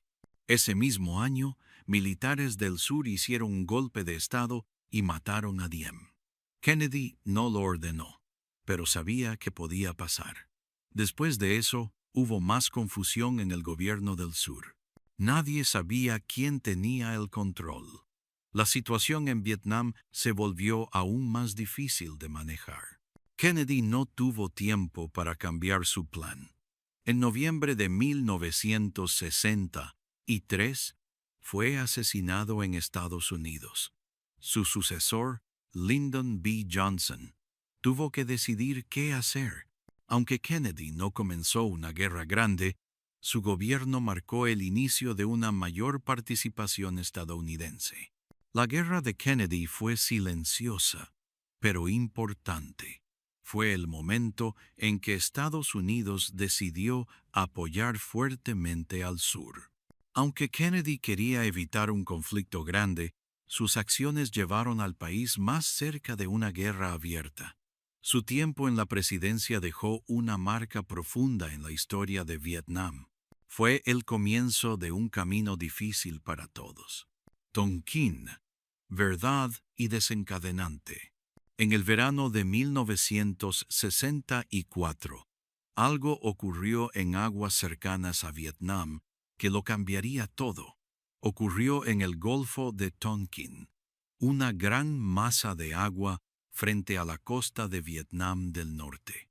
Lo ocurrido allí dio a Estados Unidos una razón para entrar de lleno en la guerra, pero la verdad sobre ese suceso no estaba clara, e incluso hoy en día, la gente sigue discutiendo sobre lo que realmente ocurrió.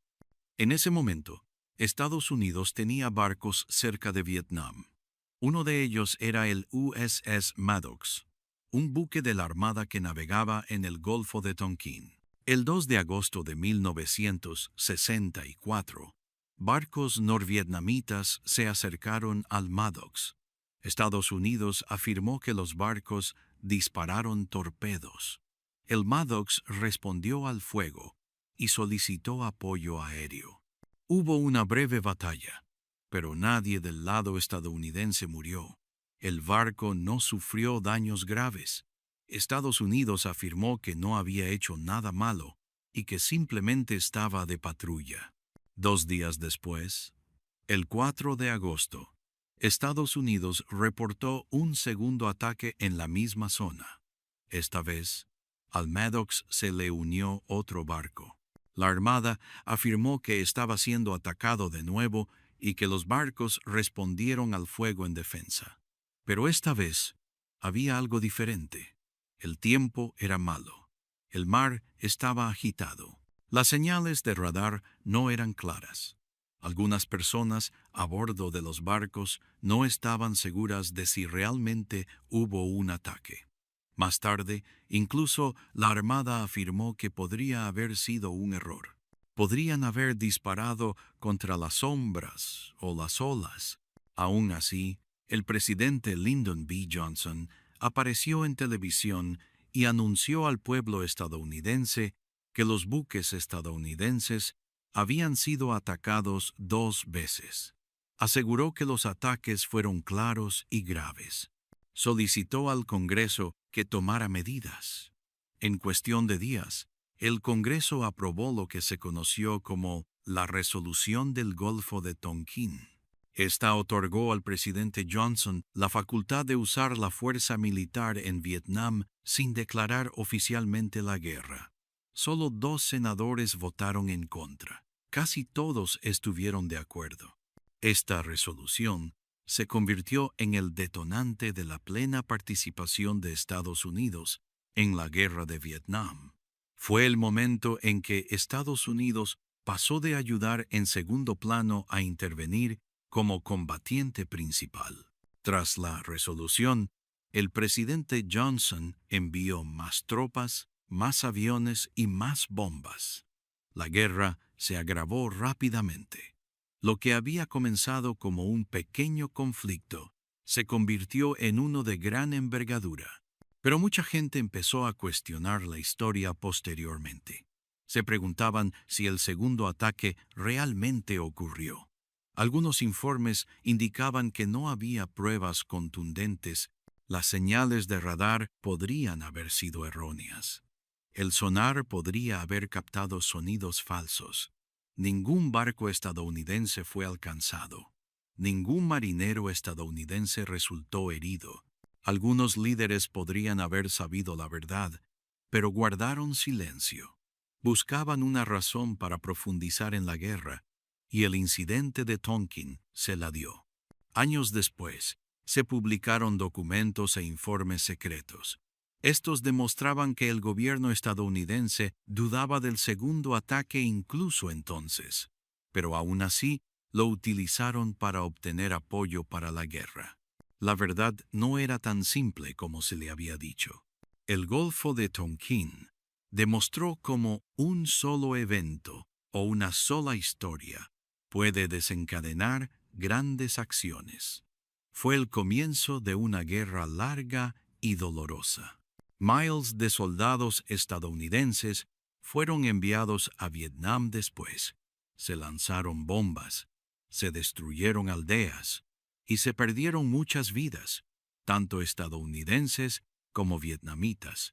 Todo comenzó en aquellos días de agosto de 1964. Para muchos estadounidenses, Tonkin fue el momento en que empezaron a oír hablar de Vietnam a diario. Salía en las noticias, en los periódicos y en los hogares de todo el país. Al principio, muchos apoyaron la guerra. Creían que Estados Unidos había sido atacado y tenía que contraatacar, pero con el paso del tiempo y la muerte de más soldados, la gente empezó a hacerse preguntas. La verdad sobre el Golfo de Tonkin aún se debate.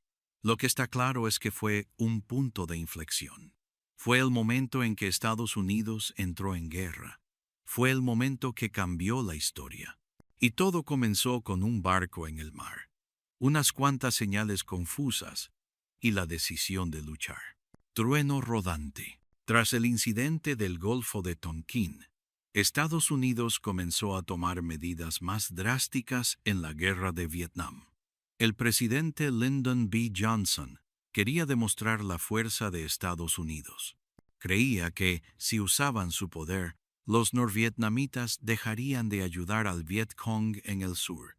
Pensaba que los bombardeos intensos los asustarían y los harían rendirse. Así pues, en marzo de 1965, Estados Unidos inició una campaña de bombardeos. Se denominó Operación Trueno Rodante. El trueno rodante no fue un simple ataque masivo. Fue una larga misión de bombardeo que duró años. El objetivo era destruir carreteras, puentes, fábricas y bases militares en Vietnam del Norte. Estados Unidos también quería cortar el suministro al Viet Cong. Esperaban que el bombardeo quebrantara la voluntad del gobierno norvietnamita y lo obligara a firmar la paz. Aviones estadounidenses sobrevolaban Vietnam casi a diario. Lanzaban bombas sobre numerosos objetivos. A veces impactaban en carreteras y camiones. Otras veces por error en bosques o pequeñas aldeas. Los norvietnamitas construían nuevas carreteras y transportaban suministros en secreto. También utilizaban cañones antiaéreos para disparar contra los aviones estadounidenses. Muchos pilotos estadounidenses fueron derribados. Algunos murieron. Otros fueron capturados y recluidos en campos de prisioneros. Los bombardeos hicieron la vida muy difícil para la gente de Vietnam del Norte. Muchas casas quedaron destruidas. La gente corría a los refugios antiaéreos a diario. Las granjas sufrieron daños y era más difícil encontrar comida. Pero la gente no se rindió. Al contrario, trabajaron con más ahínco. Hombres y mujeres jóvenes repararon caminos y puentes rápidamente después de los bombardeos. Los niños llevaban provisiones a través de la selva. Los bombardeos no quebraron su espíritu, sino que los fortalecieron. En el sur, los bombardeos también fueron intensos. Estados Unidos utilizó productos químicos especiales para destruir árboles y cultivos. Uno de ellos se llamó Agente Naranja. Mataba plantas y facilitaba la visibilidad del enemigo, pero también dañaba a las personas. Se filtraba en el agua y los alimentos. Mucha gente enfermaba. Años después, seguían naciendo niños con problemas de salud a causa de ello. Rolling Thunder también cambió la percepción de los estadounidenses sobre la guerra. Al principio, muchos creían que los bombardeos eran necesarios para detener el comunismo. Pero, a medida que la guerra avanzaba, más gente empezó a hacerse preguntas. Vieron imágenes de pueblos quemados y niños llorando. Se preguntaban si los bombardeos realmente ayudaban o solo causaban más dolor. El presidente Johnson seguía esperando que el bombardeo pusiera fin a la guerra, pero ocurrió lo contrario. El Viet Cong siguió luchando. Vietnam del Norte siguió enviando ayuda. La guerra solo se agravó. Se enviaron más soldados estadounidenses a Vietnam. Se perdieron más vidas. El trueno rodante no detuvo al enemigo, sino que lo fortaleció. Incluso algunos líderes militares estadounidenses comenzaron a dudar del plan de bombardeo. Vieron que no estaba funcionando como esperaban, pero detenerlo era difícil. Estados Unidos ya había enviado demasiados aviones y bombas. Dar marcha atrás sería como perder. Así que los bombardeos continuaron durante años, incluso cuando la gente sabía que no cambiaban la guerra. El trueno rodante finalmente terminó en 1968. Para entonces, miles de personas habían muerto. Muchos pueblos y aldeas habían desaparecido. La selva estaba dañada. La tierra y los ríos estaban contaminados. Pero la guerra no había terminado. De hecho, se había intensificado aún más. Los bombardeos no trajeron paz. Provocaron más ira y más lucha. La Operación Trueno Rodante fue una de las mayores campañas de bombardeo de la historia. Utilizó el poder de máquinas y aviones, pero no logró doblegar la voluntad de un pueblo que luchaba por su tierra. Demostró que la guerra no se trata solo de armas, también se trata de corazones y mentes. Y a veces los bombardeos solo hacen que la gente luche con más ahínco. Al final, el trueno rodante no ganó la guerra. Dejó humo, fuego y dolor. Hirió a mucha gente inocente y se convirtió en un símbolo de cómo el poder por sí solo no puede traer la paz. El sonido de los aviones y las bombas resonaba en el cielo, pero bajo él la gente seguía de pie y la guerra continuó. Sombras y túneles. La guerra de Vietnam no se libró solo a campo abierto o desde el aire. También se libró bajo tierra, en los oscuros y estrechos túneles que el Viet Cong usaba para esconderse, desplazarse y combatir. Estos túneles se encontraban en las profundidades de la selva y contribuyeron a transformar la guerra en algo muy diferente. El Viet Cong no necesitaba grandes bases ni armas de gran tamaño. Tenían sombras, árboles y túneles y los usaron de maneras que sorprendieron al mundo. El Viet Cong sabía que no podría ganar luchando cara a cara contra el poderoso ejército estadounidense, así que utilizaron su conocimiento del terreno. Construyeron largos túneles que se extendían kilómetros. Estos túneles estaban ocultos bajo aldeas, bosques y arrozales. Desde arriba, todo parecía normal, pero abajo había pasadizos secretos donde los combatientes vivían, planeaban ataques y almacenaban suministros. Algunos túneles eran pequeños y sencillos, otros eran anchos y profundos.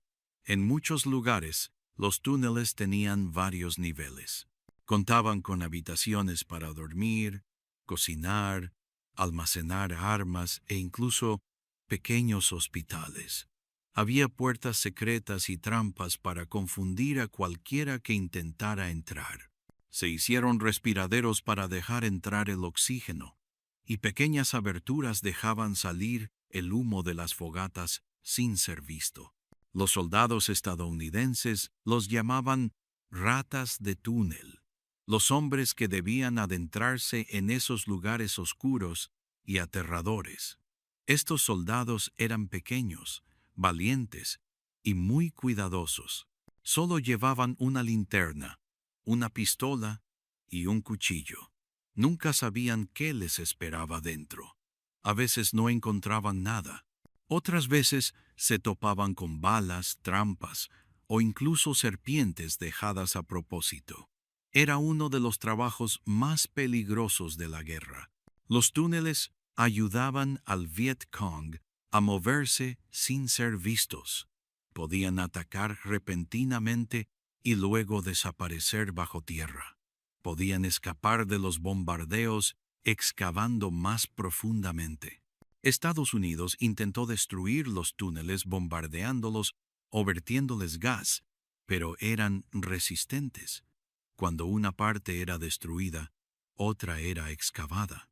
La selva protegía a los trabajadores, y la gente cercana a menudo también ayudaba. Muchos aldeanos apoyaron al Viet Cong, ya sea por decisión propia o por miedo. Compartieron comida, dieron advertencias y ayudaron a ocultar las entradas. Algunos aldeanos tenían familiares que luchaban por el Viet Cong, por lo que se sentían orgullosos. Otros simplemente intentaban mantenerse a salvo. Pero los túneles no podían existir sin ayuda. Se construían a mano, con herramientas sencillas como palas y cestas. La gente trabajaba día y noche, a menudo bajo la amenaza de ser descubiertos o bombardeados. Los túneles de Cu Chi, cerca de Saigón, se convirtieron en uno de los sistemas de túneles más famosos. Tenían más de 240 kilómetros de longitud. A veces, se construían bases estadounidenses justo encima. Sin saberlo, el Viet Cong subía desde abajo, atacaba y luego desaparecía. Hacía que los soldados estadounidenses sintieran que el enemigo estaba en todas partes y en ninguna al mismo tiempo. Los túneles eran más que simples escondites. Eran símbolos de la voluntad de lucha del Viet Cong. Demostraban cómo incluso un ejército más débil podía sobrevivir contra uno más fuerte, utilizando su entorno y su inteligencia. Las sombras de la selva y los túneles subterráneos ofrecían al Viet Cong un mundo secreto, un mundo donde tenían la ventaja. Este tipo de guerra fue muy duro para Estados Unidos. Tenían más soldados, más armas y más máquinas, pero no podían detener a combatientes que no podían ver. Los túneles generaron miedo, confusión y dudas. Muchos soldados estadounidenses se cansaron y enfurecieron. Destruyeron aldeas, pensando que ocultaban túneles. Esto lastimó a mucha gente inocente e impulsó a más aldeanos a apoyar al Viet Cong. Con el tiempo, el sistema de túneles se hizo más grande y más ingenioso. El Viet Cong siguió construyendo y escondiéndose. Tenían escuelas subterráneas, lugares para reparar armas y salas de reuniones secretas. Algunos túneles eran tan profundos que ni siquiera las bombas podían alcanzarlos. El mundo subterráneo se convirtió en un segundo campo de batalla, uno donde el Viet Cong era fuerte. La guerra de Vietnam no se limitó a armas y batallas. También se trató de paciencia, silencio y astucia. Los túneles mostraron cómo el Viet Cong convertía la oscuridad en fuerza. Se movían como sombras y atacaban sin previo aviso. Y mientras Estados Unidos dominaba el cielo, el Viet Cong dominaba la tierra. En estos túneles, la guerra era silenciosa, cercana y personal. Era una guerra librada en susurros y pasos. Una guerra donde la valentía significaba adentrarse en lo desconocido. Y en esa oscuridad, el Viet Cong encontró la manera de sobrevivir y contraatacar. La guerra de Westmoreland. General William Westmoreland fue el principal comandante estadounidense en Vietnam durante los años más intensos de la guerra. Llegó a Vietnam con un plan. Creía que con suficientes soldados, armas y tiempo, Estados Unidos podía ganar. Pensaba que el ejército estadounidense, el más poderoso del mundo, podía derrotar al Viet Cong y a los norvietnamitas. Tenía confianza, determinación y estaba listo para luchar. Muchos estadounidenses creyeron en él. Confiaban en que sabía cómo ganar la guerra. Westmoreland creía en una estrategia llamada búsqueda y destrucción. El objetivo era encontrar al enemigo, combatirlo y matar al mayor número posible. Pensaba que si Estados Unidos conseguía matar a más soldados enemigos de los que podía reemplazar, el enemigo se rendiría. Se centró en contar las muertes enemigas. Estas cifras se denominaban recuento de cadáveres. Cuanto mayor fuera la cifra, mejor el resultado. Para él, más muertes significaba que Estados Unidos ganaba. El ejército estadounidense libró muchas batallas bajo el mando de Westmoreland. Usaron helicópteros para moverse con rapidez.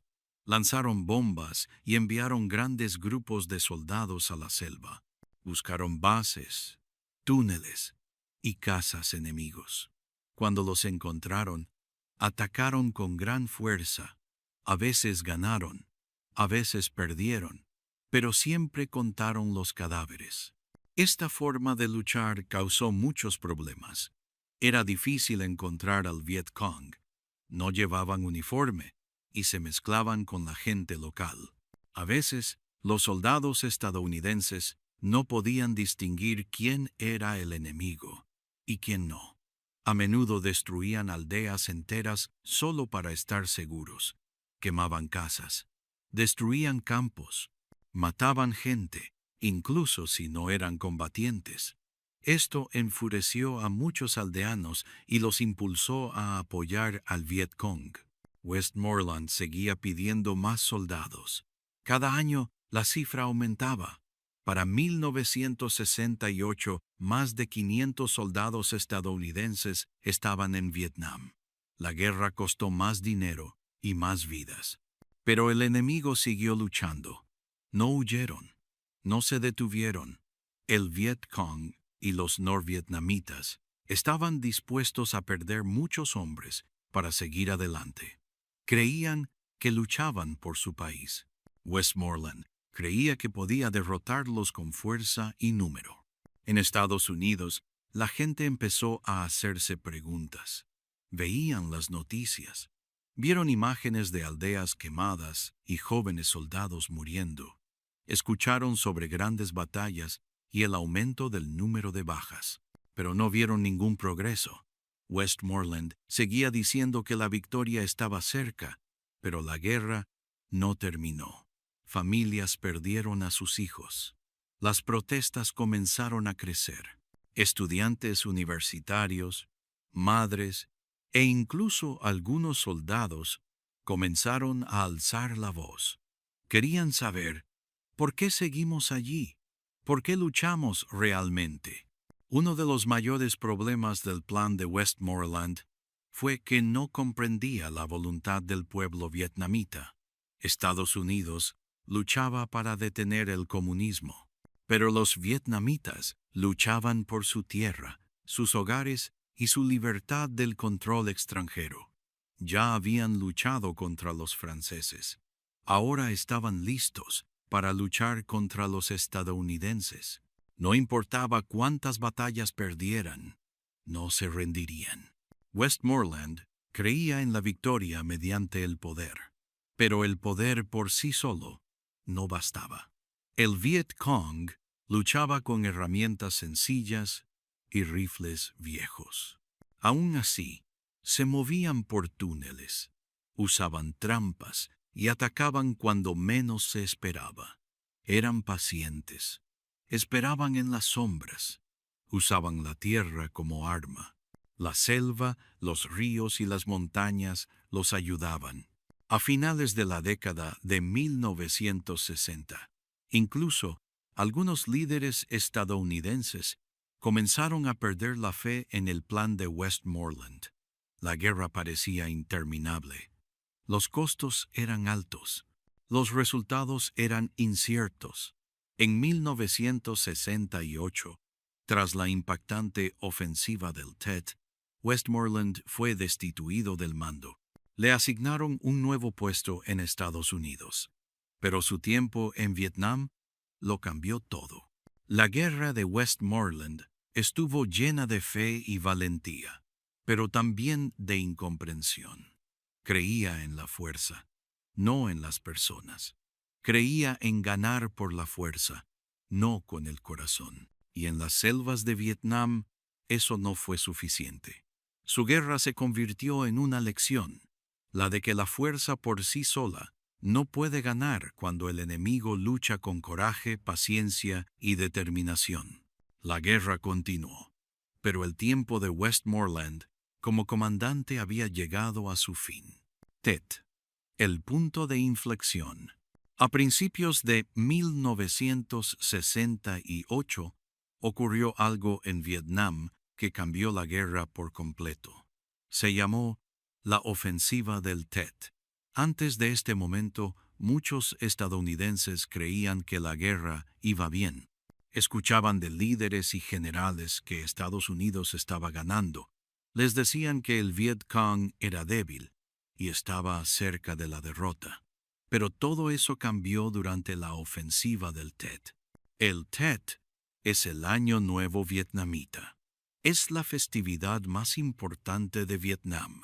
Normalmente, durante esta época, la gente regresa a casa para estar con sus familias. Los combates se calman y hay un alto el fuego temporal. Los soldados descansan. Las ciudades se tranquilizan. Ambos bandos esperan que haya paz durante unos días. Pero en 1968, el Viet Cong y el ejército norvietnamita idearon un plan sorpresa. Sabían que los estadounidenses y los survietnamitas no estarían preparados. Así que, en la mañana del Tet, atacaron. No atacaron solo un lugar. Atacaron más de 100 pueblos y ciudades de todo Vietnam del Sur al mismo tiempo. Incluso llegaron a la embajada de Estados Unidos en Saigón, la capital. Los ataques fueron impactantes. Los combates fueron repentinos e intensos. En ciudades como Hue, las batallas se prolongaron durante semanas. Los soldados lucharon calle por calle, casa por casa. En algunos lugares, el Viet Cong tomó el control durante varios días. Las fuerzas estadounidenses y survietnamitas tuvieron que luchar con fiereza para recuperar las ciudades. Al principio, la gente en Estados Unidos estaba confundida. Les habían dicho que el enemigo estaba casi derrotado, pero ahora el enemigo atacaba por todas partes. Aunque las tropas estadounidenses y survietnamitas repelieron los ataques y mataron a muchos vietnamitas, el daño ya estaba hecho. La sorpresa demostró que el enemigo no era débil, era fuerte, organizado y dispuesto a luchar con tesón. La ofensiva del Tet fue una derrota militar para el Viet Cong.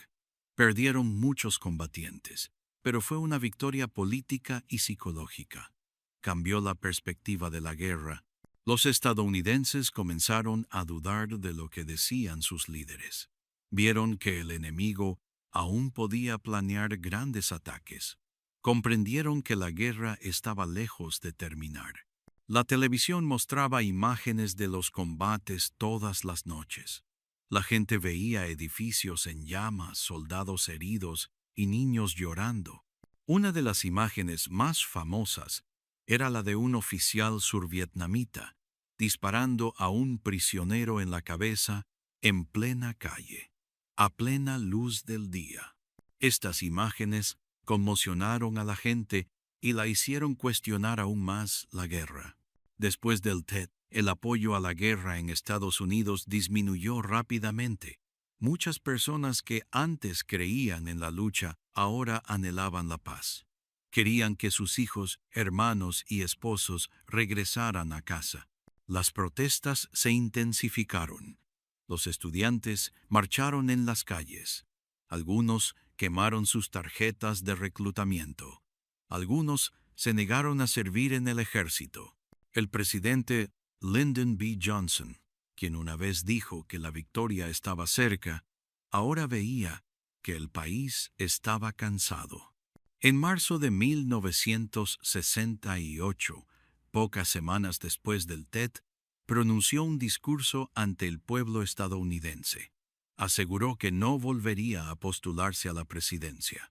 Era una señal de que incluso él sabía que las cosas habían cambiado.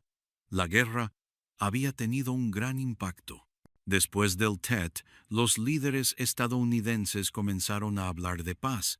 Empezaron a buscar maneras de poner fin a la guerra en lugar de simplemente intentar ganarla. Pero no fue fácil. La lucha continuó. El dolor continuó. Y la confianza se rompió. La ofensiva del Tet fue un punto de inflexión en la guerra de Vietnam. Demostró que la guerra no podía ganarse solo con la fuerza. Demostró que el enemigo no se rendiría. Y demostró que el pueblo estadounidense ya no estaba dispuesto a creer todo lo que le decían. Aunque Estados Unidos tenía más bombas, más aviones y más soldados, estaba perdiendo el apoyo popular. Y sin ese apoyo, la guerra se volvió más difícil de librar. El Tet era una festividad destinada a la paz, pero en 1968 se convirtió en un momento de verdad. Despertó a una nación. Mostró el costo de la guerra en sangre, mentiras y promesas incumplidas. Y desde ese momento, nada en Vietnam ni en Estados Unidos volvería a ser igual.